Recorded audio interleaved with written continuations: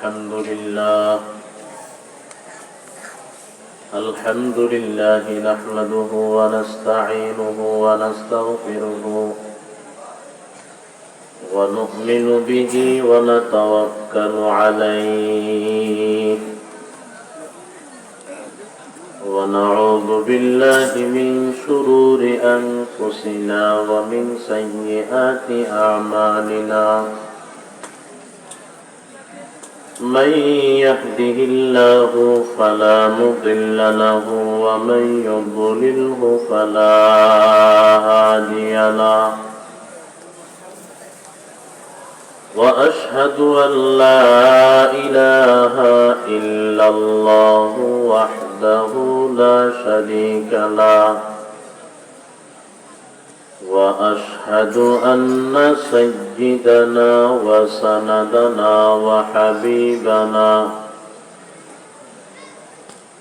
وحبيب ربنا وطبيبنا وطبيب قلوبنا ومولانا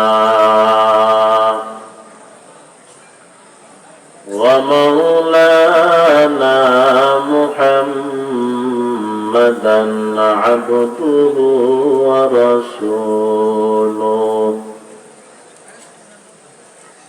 الذي أرسله الله تعالى بالحق بشيرا ونذيرا وداعيا إلى الله بإذنه وسراجا منيرا أما بعد فأعوذ بالله من الشيطان الرجيم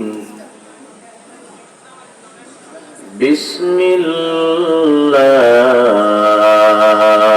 الرحمن الرحيم يا أيها الذين آمنوا استعينوا بالصبر والصلاة إن الله مع الصابرين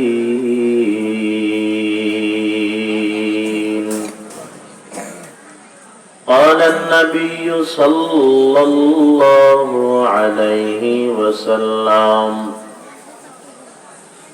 لا طاعة لمخلوق في معصية الخالق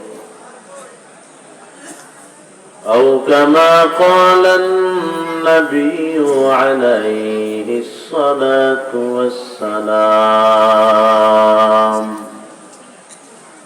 সকলে মুহাব্বতের সহিত দুরূদ শরীফ পাঠ করি اللهم صل على محمد وعلى آل محمد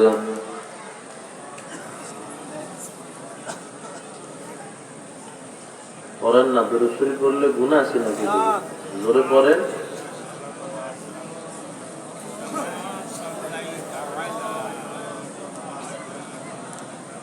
সবাই মুহাব্বতে জবান খুলে পড়েন اللهم بارك على محمد وعلى كما باركت على إبراهيم وعلى آل إبراهيم إنك حميد مجيد محبوب خدا شافع محشر ہے ہمارا محبوب خدا شافع محشر ہے ہمارا فردوس جسے کہتے ہیں وہ گھر ہے ہمارا फिरदौस जिसे कहते हैं वो घर है हमारा। शफीउल उमम हमारा नबी रोज क़ियामत शफाअत करेगा अल्लाह के पास गुनाहगार उम्मत। शफाअत करेगा अल्लाह के पास गुनाहगार उम्मत। शाफीअ मुशफ़्फ़ा नबी मुहम्मद अहमद। शाफीअ मुशफ़्फ़ा नबी मुहम्मद अहमद। इताअत रसूल न हो तो जिंदगी बर्बाद।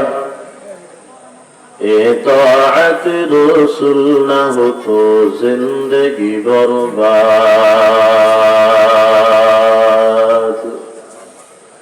अल्हम्दुलिल्लाह। দয়াময় রব্বুল আলামিনের দরবারে অসংখ্য অগণিত শুকর যে রব্বে কায়নাত দয়াময় মুহাব্বত করে নারন্দিয়া জামিয়া কুরআনিয়া মাদ্রাসা ও মাওলানা কালিমুল্লাহ রাহমাতুল্লাহি আলাইহি এতিমখানার বার্ষিক ওয়াজ মাহফিলে যে রব্বে কায়নাত আমাদেরকে আসার বসার কিছু কথা বলার শ্রবণ করার তৌফিক দান করেছেন। প্রথমে মহান রব্বুল আলামিনের দরবারে একজনের সকলে মিলে উচ্চ আওয়াজে কালিমাতুশ শুকর আদায় করি, সকলে জবান খুলে পড়ি আলহামদুলিল্লাহ। লক্ষ কোটি দরুদ ও সালাম বিশ্ব মানবতার কান্ডারি মুক্তির দিশারি জনাব মুহাম্মদুর রাসূলুল্লাহ সাল্লাল্লাহু আলাইহি ওয়াসাল্লামের উপর। মোহতারাম হাজিরিন, মাসনুন খুতবা দুরূদ শরীফের পর আপনাদের সামনে পবিত্র কালামুল্লাহ থেকে একখানা আয়াত তিলাওয়াত করেছি। পয়গম্বর আরবি সাল্লাল্লাহু আলাইহি ওয়াসাল্লামের অসংখ্য অগণিত আহাদিস শরীফ থেকে ছোট্ট একখানা হাদিসের টুকরা পাঠ করেছি। চেষ্টা করব আয়াত এবং হাদিস খানাকে সামনে রেখে অল্প সময়ের ভিতরে কিছু কথা বলার। রব্বুল আলামিন ইখলাসের সহিত আমলের নিয়তে আমাকে বলার, আপনাদের সবাইকে শ্রবণ করার তৌফিক দান করুন। সকলে জবান খুলে পড়ি আমিন।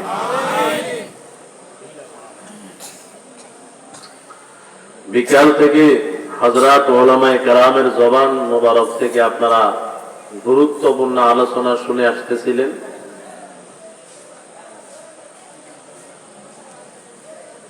এবং আমার পরেও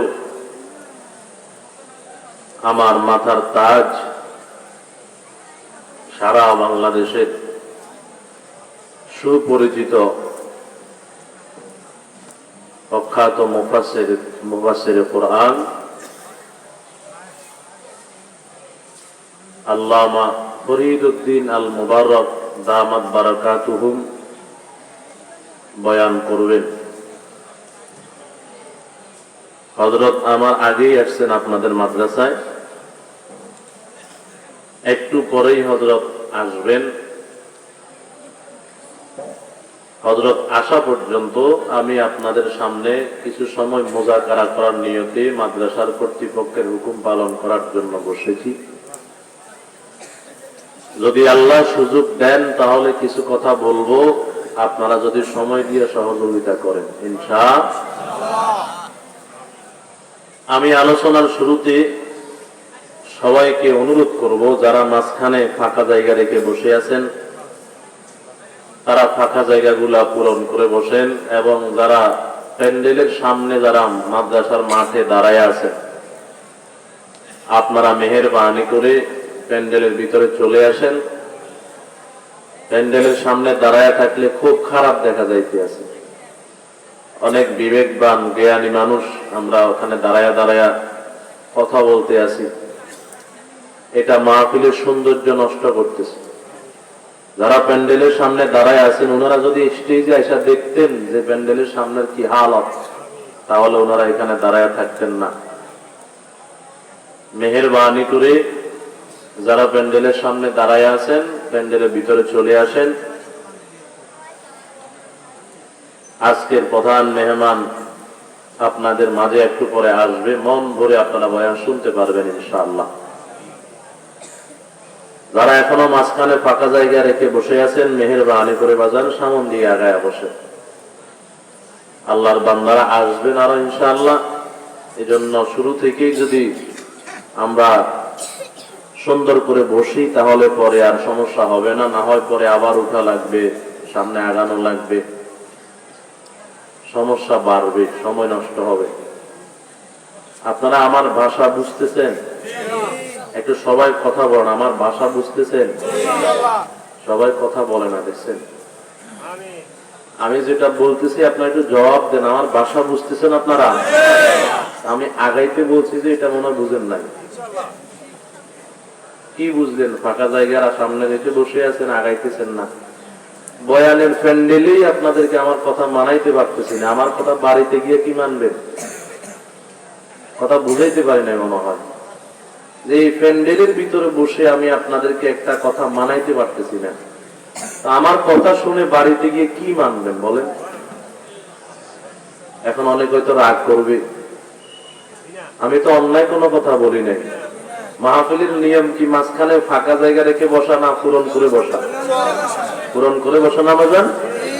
অনুরোধ করছি আপনাদেরকে একটা আগায় বসেন। এরপরেও যেভাবে বসছেন মনে হয় যেন উঠলে গুনাহ হবে বা একটু আগাইলে গুনাহ হবে। মুরব্বী যারা আছে তারা তো মুরব্বীরা নড়াচড়া করতে কষ্ট হবে। জোয়ান ভাই যারা আছে, যুবকেরা আছে, আমরা আগায়া বসি না, মুরব্বীদেরকে আপন জায়গায় রাখি। যুবক ছাত্র ভাই যারা পিছনে এখনো বসে আছেন সামনের দিকে আগায়া বসে। মুরব্বীরা হয়তো কষ্ট পাইতেছে আগাইতে, আপনারা তো কষ্ট পাইতেছেন না। কেমন এলোমেলো লাগতে আছে মাঝখানে ফাঁকা জায়গা রেখে বসে থাকলে। আল্লাহ আপনি আমাদের সবাইকে বুঝার তৌফিক দান করেন। একটু জবানটা খুলে বলেন আমিন। আমি যে আয়াত তেলাওয়াত করেছি, সময় যেহেতু স্বল্প, ভূমিকার ভিতরে সময় বেশি নষ্ট করা যাবে না, এজন্য আমি আমার তিলাওয়াতকৃত আয়াতের ভিতরে ঢোকার চেষ্টা করতেছি। একটু এদিকে তাকান বাজার। আল্লাহ পাক রব্বুল আলামিন আমার তিলাওয়াতকৃত আয়াতের ভিতরে বলেন, ইয়া আইয়ুহাল্লাযীনা আমানুস্তাঈনু বিস-সাবরি ওয়াস-সালাহ ইন্নাল্লাহা মা'আস-সাবিরিন।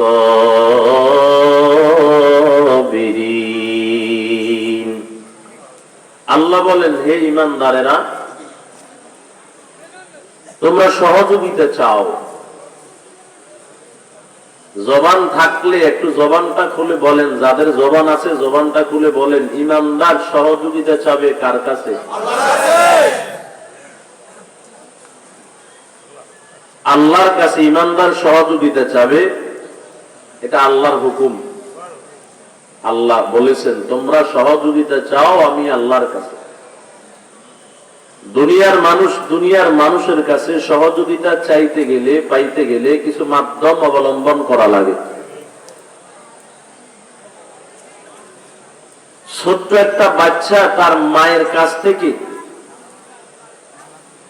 দুধ আদায় করার জন্য, মাকে বলার জন্য জবানটা এখনো ফোটে নাই। ছোট বাচ্চা 3 মাস, 4 মাস, 5 মাস বয়স, ক্ষুধা লাগলেই কথা বলতে পারে না, মা আমাকে দুধ দেন।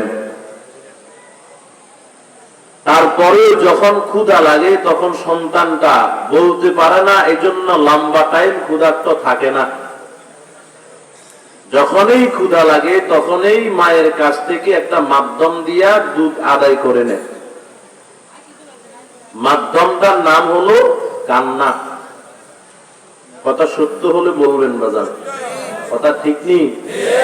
সন্তান যখন ক্ষুধা লাগে সন্তানের, তখন কান্না শুরু করে দেয়। মা হাজার কাজ হাতে থাকলেও সন্তানের কান্নার দ্বারায় বুঝে আমার সন্তানের ক্ষুধা লাগছে। মাকে আল্লাহ তাআলা এমন একটা যোগ্যতা দিয়েছেন, সন্তান কোন কান্নায় কি চায় এটা মা বুঝে। কথা বলেন ঠিক নেই? সন্তানের পেটে ব্যথা, সন্তান কান্না করতেছে, মুরব্বীরা বলে দুধ দাও, এ কান্না করে। মা বলে দুধের জন্য কান্না করে না, এর অশান্তি লাগতেছে। রাত 10টার সময় সন্তান কান্না করে, দুধ দিলেও কান্না বন্ধ হয় না। বাবাই কয় রে দুধ দিয়ে ঠান্ডা করো, মা কয় দুধ দিলে এখন ঠান্ডা হবে না, তাহলে কান্না কেন করে? কয় যে এখন ঘুম যাবে, ঘুমের কান্না করতেছে। কথা ঠিক নি বলেন না? মা বুঝে সন্তান কোন কান্নায় কি চায়। তাহলে যখন ক্ষুধা লাগে তখন সন্তান কান্না করে, মা তখন তাকে দুধ দেয়, কান্না বন্ধ হয়ে যায়। মাধ্যম দিয়ে মায়ের কাছ থেকে দুধ আদায় করতে সক্ষম হয়েছে। এলাকার একটা রাস্তা পাকাকরণ করার দরকার। এলাকার সব মানুষ এমপি সাহেবকে এখানে বৈশা বৈশা ধমক দিলে রাস্তার বরাদ্দ হবে না, কিছু মাধ্যম অবলম্বন করা লাগবে। এলাকার মেম্বার সাহেবকে মাধ্যম বানাইয়া চেয়ারম্যান সাহেবের কাছে যাওয়া লাগবে, তিনি উপর দরখাস্ত করবে, মাধ্যমে মাধ্যমে রাস্তার বরাদ্দ হতে পারে। বাংলাদেশ সরকারের সাথে দেখা করতে চাইবেন, আপনি সরাসরি চলে গেলে দেখা করতে পারবেন নি? বলেন না, কথা বলেন না বাবা, কথা বলতে আপনাদের কষ্ট হয়, একটু কথা বলেন। সরকারের সাথে সরাসরি গিয়ে দেখা করার কোন সুযোগ কি লাগবে? মাধ্যম লাগবে। বিভিন্ন মাধ্যম দিয়ে যদি সম্ভব হয় তার সাথে দেখা করা বহু কঠিন। তাহলে দুনিয়ার মানুষ থেকে কিছু আদায় করতে গেলে যদি মাধ্যমের প্রয়োজন হয়, একটু জবান খুলে বলেন, আমার মালিক থেকে যদি কিছু আদায় করতে যায় মাধ্যম লাগবে কি লাগবে না? লাগবে। কি মাধ্যম লাগবে? আমার তিলাওয়াত কিতাবের ভিতরে আল্লাহ বলেন, ইয়া আইয়ুহাল্লাযীনা আমানুস্তাঈনু বিস-সাবরি ওয়াস-সালাহ। আল্লাহ বলেন, হে ঈমানদারেরা, তোমরা আমি আল্লাহর কাছে সহযোগিতা চাও দুটা মাধ্যম দিয়া। বলেন বাজান, মাধ্যম কয়টা? একটু সবাই কথা বলেন, মুখস্থ করবেন। মাধ্যম কয়টা? এক নাম্বার বিস-সাবরি, এক নাম্বার হলো সবর। দুই নাম্বার ওয়াস-সালাহ, দুই নাম্বার হলো নামাজ। বলেন জবানটা খুলে, মুসলমান ইমানদার সহযোগিতা চাবে কার কাছে? মাধ্যম লাগবে কয়টা? এক নাম্বার সবর। বলেন বাবা, এক নাম্বার। দুই নাম্বার নামাজ। বলেন বাবা, দুই নাম্বার সবর এবং নামাজ দিয়া, ধৈর্য এবং নামাজ দিয়া যদি আল্লাহর কাছে চাইতে পারি, আপনাদের ধারণা কি আল্লাহ দিতে পারেননি? সবাই বলেন বাবা, পারে তো? আমরা পাই না কেন? বলে চাওয়ার মতো চাইতে পারি না, এই জন্য আমরা পাই না। কথা ঠিক না? তাহলে চাবো কার কাছে? বলেন বাজান, কার কাছে? মাধ্যম লাগবে কয়টা? এক নাম্বার। বলেন না, এক নাম্বার। দুই নাম্বার নামাজ। সময় হলে আমরা মাধ্যমগুলা নিয়ে আলোচনা করব। এক নাম্বার মাধ্যমের নাম বলছি সবর। সবর তিন প্রকার, মুখস্থ করবেন বাজান। সবর কয় প্রকার? এক নাম্বার সবর আলাল ইবাদা, ইবাদতের ক্ষেত্রে সবর। দুই নাম্বার সবর আনিল মাসিয়া, গুনাহের থেকে সবর। তিন নাম্বার সবর আলাল মুসিবা, মুসিবতের ক্ষেত্রে সবর। তাহলে মাধ্যম হলো দুইটা। এক নাম্বার সবর, সবর আবার তিন প্রকার। এক নাম্বার ইবাদতের ক্ষেত্রে সবর, দুই নাম্বার গুনাহের থেকে সবর, তিন নাম্বার মুসিবতের ক্ষেত্রে সবর। এই তিন প্রকারের সবর করনেওয়ালার জন্য আল্লাহ পাক রব্বুল আলামিন বড় বড় তিনটা পুরস্কার রাখছেন। জবান থাকলে বলেন সুবহানাল্লাহ। পুরস্কার দিবেন কি? আল্লাহর পুরস্কার বড় না ছোট? বলেন, ছোট না বড়? তিনটা পুরস্কার আমি কোরআন হাদিস থেকে দেওয়ার চেষ্টা করব, যদি একটু আমাকে সময় দিয়ে সহযোগিতা করেন ইনশাআল্লাহ। তাহলে এক নাম্বার সবরের নাম বলছি কি? সবর আলাল ইবাদা, ইবাদতের ক্ষেত্রে সবর। সেটা কি? বলে ইবাদত করতে কষ্ট আছে, কষ্ট করে ধৈর্য ধারণ করে, কষ্টের সহিত ধৈর্য ধারণ করে কষ্টের ইবাদত করা, এটাকে বলা হয় ইবাদতের ক্ষেত্রে সবর। মানে ইবাদত করতে কষ্ট আছে, তারপরেও ধৈর্যের সহিত ইবাদত করা। বলেন কনকনে শীতের রাত্রে ফজরের নামাজটা ঠান্ডা পানি দিয়ে ওযু করে মসজিদে গিয়া পড়তে কষ্ট না আরাম? কথা কয় না, কষ্ট না এইদিকে মনে হয়। যদি নামাজটা ফজর না হইয়া তাহাজ্জুদ হয়, কষ্ট কম না বেশি? রমজান মাস যদি গরমকালে আসে, একজন রিস্কাওয়ালা বাবা কৃষক বাবার জন্য কাজ করে রমজানের রোজা রাখা কষ্ট না আরাম? কষ্ট। তাহলে কষ্ট করে ইবাদত করা, ধৈর্যের সহিত ইবাদত করা, এটার নাম সবর আলাল ইবাদত। এত কষ্ট করে ইবাদত কেন করব? আল্লাহ পাঠাইছেন উদ্দেশ্য সফল করার জন্য, নাকি অনর্থক? বলেন না বাজান, অনর্থক? আল্লাহ বলেন আফাহাসিবতুম আন্নামা খালাকনাকুম আবাসা أفحسبتم أنما خلقناكم عبثا وأنكم إلينا لا ترجعون আল্লাহ পাক বলেন, বান্দা এই কথা কখনোই ধারণা করবা না আমি আল্লাহ তোমাদেরকে দুনিয়াতে অনর্থক বেকার পাঠাইলাম, এবং এই কথাও ধারণা করবা না তোমরা আমি আল্লাহর দরবারে ফিরে আসা লাগবে না। এ বান্দা, আমি আল্লাহ একটা উদ্দেশ্য সফল করার জন্য তোমাদেরকে দুনিয়াতে পাঠাইছি। একদিন আগে হোক একদিন পরে হোক, তোমাদের সবাইকে আমি আল্লাহর দরবারে হাজিরা দেওয়া লাগবে। জোরে বলেন ঠিক কিনা? মুসলমান আমার বাবা, এই দুনিয়ার জমিনে আল্লাহ অনর্থক আর বেকার পাঠান নাই। আল্লাহ পাক বলে আমি আল্লাহ একটা উদ্দেশ্য সফল করার জন্য পাঠাইছি। এর বান্দা, একদিন আগে হোক একদিন পরে হোক, তোমাদের সবাইকে আমি আল্লাহর দরবারে হাজিরা দেওয়া লাগবে। কিন্তু দুঃখের বিষয় হলেও কথা সত্য, এই দুনিয়াতে আসার পরে দুনিয়ার পচা গান্দা এই নোংরা পরিবেশে পড়িয়া আমরা আমাদের আসল বাড়ি, আসল ঘর জান্নাত আর আমাদের মালিক আল্লাহকে ভুলিয়া গেলাম। কথা বলেন ঠিক কিনা? মুসাফির হাল পূজা বাসত वतन राया जमीदारद चुबुल बुलदर कवज बासद चमन राया जमीदारद एहा हम सब मुसाफिर है कब्र आखिर ठिकाना कोई आगे रवाना है कोई पीछे रवाना जगह जी लगाने ये दुनिया नहीं है ये इबरत की जाए तमाशा नहीं है ये इबरत की जाए तमाशा नहीं है।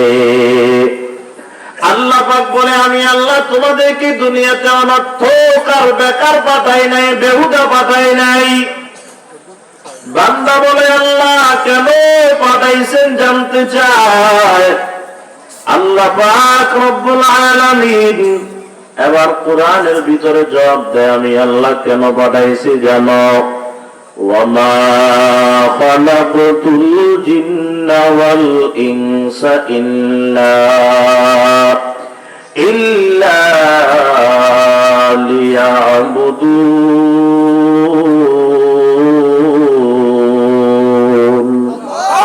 আল্লাহ পাক বলেন জিন এবং ইনসানকে শুধুমাত্র কেবলমাত্র একমাত্র আমি আল্লাহর ইবাদত করার জন্য পাঠাইছি। জোরে বলেন কার ইবাদত?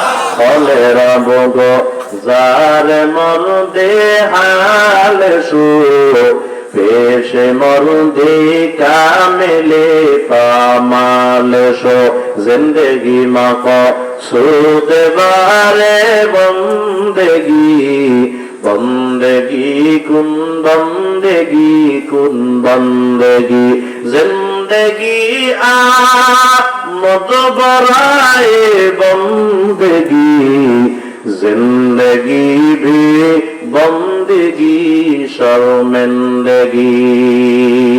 আল্লাহ পাক বলেন জিন এবং ইনসানকে শুধুমাত্র কেবলমাত্র একমাত্র আমি আল্লাহর ইবাদত করার জন্য পাঠাইলাম। ও নারান্দিয়ার মুসলমান আমার বাবা যুবক, আমি বলছিলাম এই ইবাদতটা করতে কষ্ট আছে। আল্লাহ পাঠাইছেন ইবাদত করার জন্য, কিন্তু ইবাদতটা করতে কষ্ট আছে। বলে কেমন কষ্ট? 5 ওয়াক্ত নামাজ পড়তে কষ্ট আছে, যার কারণে সবাই পড়তে পারে না। এর বাজান তাহাজ্জুদ নামাজ পড়তে কষ্ট আছে, এজন্য সবাই করতে পারে না। রমজান মাসে রোজাটা রাখতে কষ্ট আছে, এজন্য সবাই রাখতে পারে না। এর বাজান নিজের কষ্টের টাকা খরচ করে হজ করতে কষ্ট আছে, এজন্য কোটি টাকার মালিকও হজ করতে পারে না। এমন লোক আছে না? না মুসলমান আমার বাবা, দান সদকা করতে কষ্ট আছে, মনটা চায় না দান সদকা করার জন্য। কষ্ট আছে ইবাদত করতে, বলে ইবাদত করতে কষ্ট থাকলেও সবরের সহিত ইবাদত করা, এটার নাম সবর আলাল ইবাদাত। এ মুসলমান আমার বাবা খেয়াল করেন, ইবাদত করতে বড় কষ্ট আছে, এইজন্য একদল কষ্টকে কষ্টই বানায় রাখছে। খেয়াল করেন বাবা, ইবাদত করতে কষ্ট আছে, এই জন্য এই ইবাদতকে একদল কষ্টই বানায় রাখছে। জোর করে দরিয়া মসজিদে নিয়ে যদি নামাজ পড়াইতে নিয়ে যায়, এর বাজান বাবারে পিছনে পিছনে গালি দেয়, এই মুরব্বী কি মরবে না? এত কষ্ট করে কেন আমার মসজিদে নিয়ে আসলো? এরা কষ্টকে কষ্টই বানায় রাখলো। এরা মসজিদে গিয়া রুকু সিজদা দিতে বড় কষ্ট পায়, নামাজটা পড়তে কষ্ট পায়, এই জন্য জোর করে ধরিয়া নামাজ পড়ার জন্য নিলেও আরাম পায় না। এরা কষ্টকে কষ্ট বানায় রাখছে। এরা মুসলমান আমার বাবা 25 বছর 30 বছরের যুবক রমজান মাসের রোজাটা রাখে না, এদিকে আসেনি? কথা কয় না? কিন্তু 70-80 বছরের মুরব্বী রোজা ভাঙ্গে না, কথা কন না কেন? এর বাজান 25 বছরের যুবক রোজা রাখে না, মানে কষ্টকে কষ্টই বানায় রাখলো। এর বাজান এই জন্য বলতেছি, একদল কষ্টকে কষ্ট বানায় রাখছে, এরা কষ্টের ভিতরে ডুব দিলে বড় কষ্ট পায়। আর একদল আল্লাহর বান্দাই জমিনে আছে, যারা কষ্টকে আরামে পরিণত করে নিয়েছে। এই ইবাদতের কষ্টের ভিতরে ডুব দিলে বড় মজা পায়, কথা কোন ঠিক কিনা? একদল আছে কষ্ট করিয়া তারে জোর করিয়া মসজিদে নিলেও বান্দা যাইতে চায় না। আর একদল আছে নিজেই কষ্ট করিয়া মসজিদে গিয়া আল্লাহর কুদরতে পায়ে সিজদা মারিয়া সুবহান বলিয়া বড় মজা পায়। সিজদার থেকে মাথাটা উঠাইতে চায় না। একদল আছে রমজান মাসে রোজাটা রাখে না। আর একদল আছে দেখবেন 70 থেকে 80 বছরের মুরব্বী হয়ে গেল আসরের নামাজের সময়। এরে বাজান এমন অবস্থা হয়েছে, রোজা রাখিয়া নিঃশ্বাসটা টানলে ফলাইতে কষ্ট হয়, আবার ফালাইলে টানতে কষ্ট হয়। যদি জিজ্ঞাসা করা হয় বাজান এত কষ্ট করে রোজাটা রাখার দরকার কি, পারলে তো ভাঙতেও পারেন। এই দেশে এমন 70-80 বছরের মুরব্বী আছে, জবাব দেয় এই রোজার কারণে জীবনটা দিতে রাজি, 1 মিনিটের জন্য রোজা ভাঙতে রাজি নাই, এমন আছে না? না, এরা কষ্টের ভিতরে মজা পায়, কষ্টের ভিতরে মজা।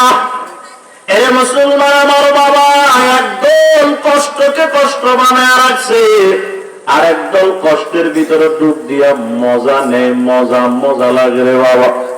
এই জন্য ইবাদত করতে কষ্ট আছে, কষ্ট করে ইবাদত করা, এটার নাম হলো সবর আলাল ইবাদাত। এর বাজান সময় কম, এই জন্য আমি লম্বা চূড়া করতেছি না, পুরস্কারটা বুঝিয়ে নেন। আমি বলছি 3 সবরের 3 পুরস্কার। 1 নাম্বার ইবাদতের ক্ষেত্রে সবর করলে আল্লাহ এটার জন্য কি পুরস্কার দিবেন? ধৈর্য ধরে ইবাদত করলে আল্লাহ কি পুরস্কার দিবেন? আল্লাহর কোরআন থেকে পুরস্কারটা বুঝে নেন। আল্লাহ পাক বলেন, ইন্নাল্লাযীনা আমানু ওয়া আমিলুস সালিহাত কানাত লাহুম জান্নাতুল ফিরদাউসি নুজুলা ওয়াসিকাল লাযীনা اتقوا ربهم إلى الجنة زمرا حتى إذا جاءوها وفتحت أبوابها وقال لهم خزنتها سلام عليكم طبتم فادخلوها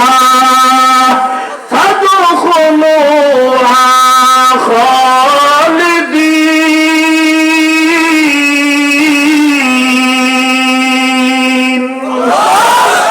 আল্লাহ পাক বলে, বান্দা ঈমান আনার পর এর বান্দা যদি নেক আমলটা করতে পারে, যদি বান্দা তুই ইবাদতটা করতে পারো, কষ্টের নেক আমল যদি করতে পারো, এই বান্দা তুই আমার দিবি ইবাদত, আমি আল্লাহ তোর ইবাদত এবং আমার রহমতকে সমন্বয় করিয়া তোর ইবাদতের বদৌলতে আমি আল্লাহ তোরে দিয়া দিব আমার জান্নাত। জোরে বলেন সুবহানাল্লাহ। এ বাজান, এক নাম্বার সবর আলাল ইবাদা যদি করতে পারে পুরস্কার দিবেন আল্লাহ। কি দিবেন? কথা কয় না, জোরে বলেন, কে দিবে? কি দিবেন? জোরে বলেন। দেখছেন কোনদিন জান্নাত? কথা বলেন না বাবা, দেখছেন? এরে বাজান, আপনার বাড়ির বাসার মতো, হ্যাঁ, চট্টগ্রাম শহরের বাসার মতো আল্লাহর পয়গম্বর বলেন, এমন জান্নাত দিবে কোনদিন চোখ দিয়ে দেখো নাই, কান দিয়ে শুনো নাই, অন্তর দিয়ে কল্পনা করো নাই। জোরে কোন সুবহানাল্লাহ। মুসলমান আমার বাবা, এমন জান্নাত দিবেন, জোরে বলেন কে? মুসলমান আমার বাবা, জান্নাত সম্পর্কে আলোচনা করতে গেলে আরো লম্বা টাইমের দরকার, আমার হাতে সময় নাই। আমি শুধু সবর এবং তার পুরস্কারটা বলে দিলাম, কেউ করেন বাবা। এক নাম্বার সবর আলাল ইবাদা, ইবাদতের ক্ষেত্রে সবর করা, ধৈর্যের সহিত ইবাদত করা, এটার পুরস্কার দিবেন আমার আল্লাহ, সেটা হলো জান্নাত। দুই নাম্বার সবর আনিল মাসিয়া, গুনাহের থেকে সবর।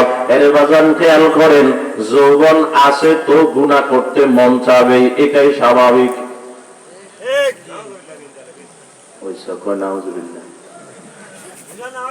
ইবাদত কি গুনাহ? যৌবন থাকলেই গুনাহ করতে চাবে, এটা স্বাভাবিক, আশ্চর্যের কিছু না। কথা কম না কেন? যৌবন আছে, গুনাহ করতে মন চাবেই, তবে একদম যৌবনের তাড়নায় গুনাহের ভিতরে লিপ্ত হয়ে যাবে, আর একদম যৌবনের তাড়নায় গুনাহ করতে মন চাইলেও গুনাহতে লিপ্ত হবে না, গুনাহ থেকে সবর করবে।